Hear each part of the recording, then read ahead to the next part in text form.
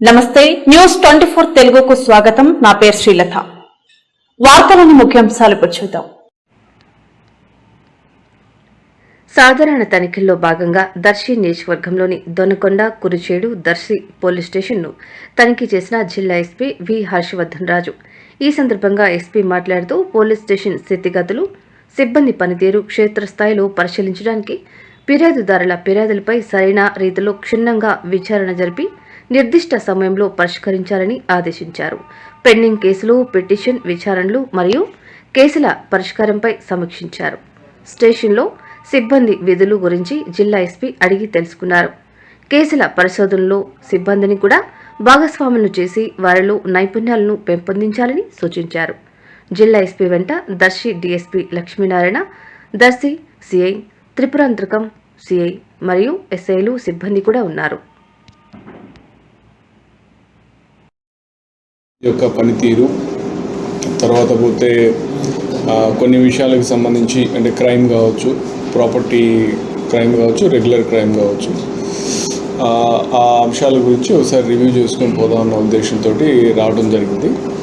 అయితే ఈరోజు ఈ సందర్భంగా మొదటిసారి మీ అందరితోటి ఇక్కడ మాట్లాడుతున్నాను కాబట్టి మనకు జిల్లాకు సంబంధించి మనకున్న ప్రధానమైనటువంటి ప్రయారిటీస్ చూసినట్లయితే, ఒకటి మనకు ముందుగా బహిరంగ ప్రదేశాల్లో మద్యం సేవించకుండా మన సొసైటీలో కొంత ఒక కైండ్ ఆఫ్ ఆర్డర్, ఒక పీస్ ఉండేటట్లు, పబ్లిక్ కూడా న్యూసెన్స్ లేకుండా వాళ్ళు ధైర్యంగా ఉండేటట్టు చేయాలనేదే మన ప్రధాన ఉద్దేశం.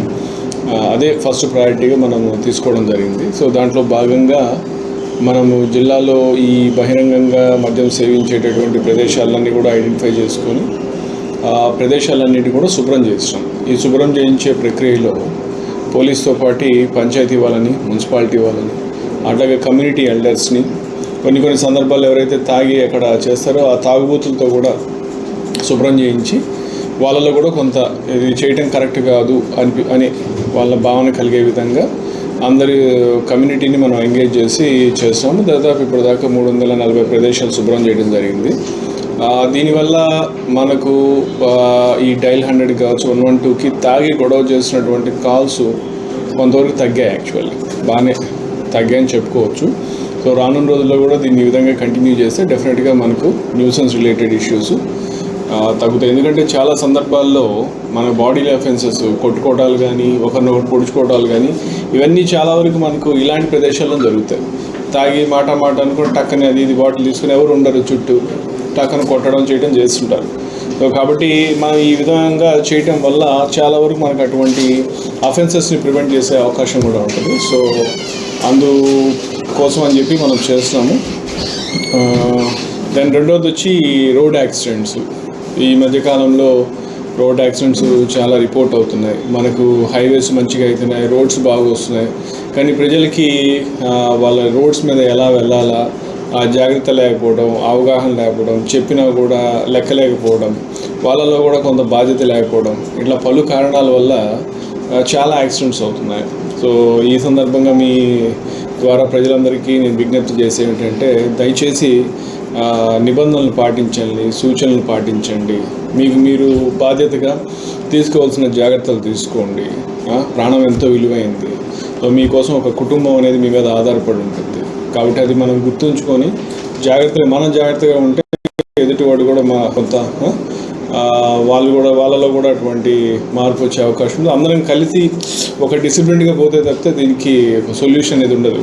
మా సైడ్ నుంచి మేము అవేర్నెస్ క్రియేట్ చేయటం, బుషెస్ క్లియర్ చేయించడం, చలాన్స్ ఇంపోజ్ చేయటం, ఇట్లా ఎన్ని కార్యక్రమాలు చేసినా ప్రజల్లో మార్పు, ప్రజల్లో ఇది రానంత వరకు కూడా దీనికి కంప్లీట్గా పరిష్కారం వస్తుందని నేను అనుకోను. కాబట్టి దయచేసి అందరూ కూడా హెల్మెట్స్ వేసుకోవడం, కొంత డ్రైవ్ చేసేటప్పుడు అట్లీస్ట్ సెల్ ఫోన్స్ అవి ఇవి చేస్తా డ్రైవింగ్ చేయకుండా, డ్రైవ్ చేసేటప్పుడు రోడ్డు మీదకి ఎంతనో అటు ఇటు వాహనాలు వస్తున్నాయి లేదని కొంచెం చిన్న జాగ్రత్తలు తీసుకుని ఒక్క నిమిషం ఆగినా చాలా ఇబ్బంది లేదు.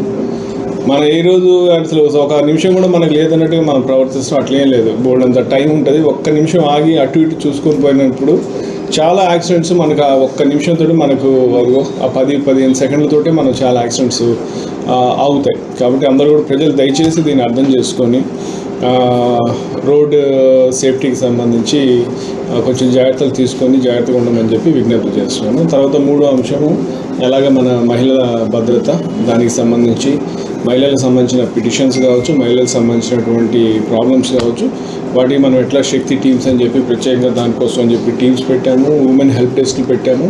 సో వీటి ద్వారా ఆడవాళ్ళకి మనం మరింత మెరుగైన సేవలు అందించే విధంగా ముందుకు పోతున్నాము.